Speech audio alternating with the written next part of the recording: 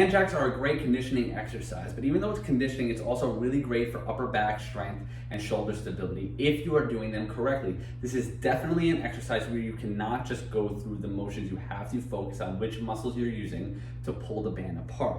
So all the normal cues that we went over on band jacks apply to band pull-aparts, apply to band jacks as well. So you're gonna have your knuckles forward. Make sure you're not breaking at the wrist. You don't want your knuckles facing the ceiling. You don't want them going towards the ground either. You want to have your knuckles forward. Elbows need to remain straight the entire time. Now, as you jump your feet out with these, that's when you're gonna be doing the band pull apart.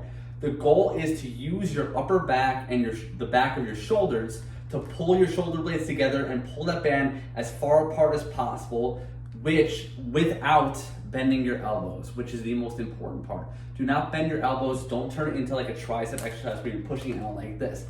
You want the band to make contact with your chest, and the band should also remain in a straight line for the whole set. That means if you drop the band like this, you're too close together with your hands and you're breaking tension, which is very important not to do. You want to keep constant tension on the band. So knuckles forward, elbows straight, start with your feet together, and right here you should get a little bit of tension on the band. If you have no tension, when you go to create it on that first jump, it's going to feel too intense.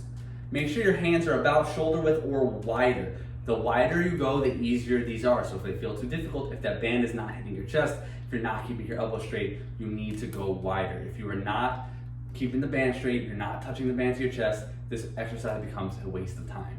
So knuckles forward, elbows straight, feet together. As I jump, I pull the band apart. If you watch from the side, band hits my chest every single time. Constant motion, constant tension on the band, not pausing when my feet touch the ground. Just keep moving, using that upper